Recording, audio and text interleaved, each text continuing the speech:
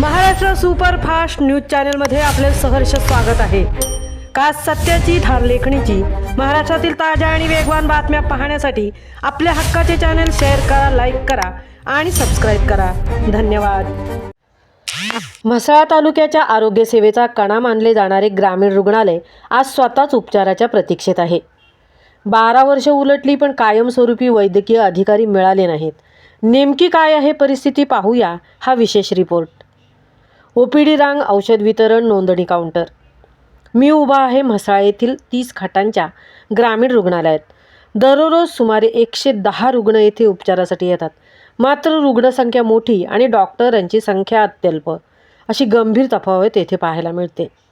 रिक्त पदे: वैद्यकीय अधीक्षक रिक्त, वैद्यकीय अधिकारी 2 रिक्त, दंतचिकित्सक रिक्त, क्षकिरण तंत्रज्ञ रिक्त।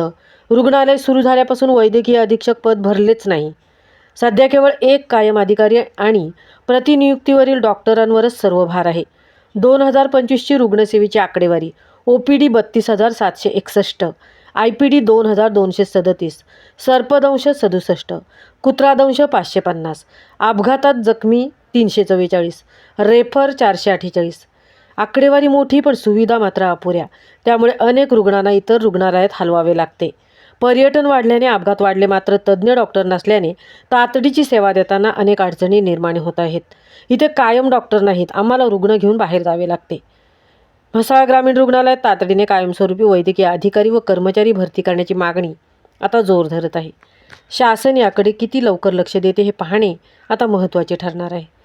महाराष्ट्र सुपरफास्टसाठी संजय खांबेटेंसह तृप्ती भोईर, म्हसळा। नमस्कार, घेऊ सुरुवात। नमस्कार, मी सुनीत सावंत।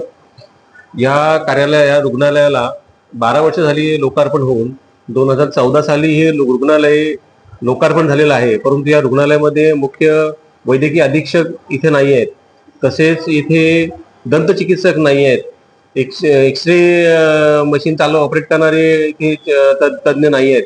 इथे केवळ खुर्च्या टेबल आलेले आहेत, परंतु त्या खुर्च्या टेबलवर बसणारे अधिकारी इथे नाही आहेत। इथे नसल्यामुळे ह्या रुग्णालयाची लोकांना काही उपयोग होत नाहीये। इथून केवळ पुढच्या रुग्णालयामध्ये जाण्यासाठीचा सल्ला दिला जातो। जर का अशी पुढच्या रुग्णालयात जाण्याची सुविधा जाण्यासाठी सांगण्याच्यासाठी जर का इथे लोक बसवले असतील तर या रुग्णालयाचा लोकांसाठी काय उपयोग आहे। इथे नियुक्त्या झालेल्या आहेत, परंतु इथे लोक आलेले नाही आहेत। जे तात्पुरते जे अधिकारी येतात, वैद्यकीय अधिकारी, ते इतर रुग्णालयातून येतात आणि इथे त्यामुळे लोकांची फार गैरसोय होत आहे। शासनाने याचा गांभीर्याने विचार करावा अशी मी विनंती करतो।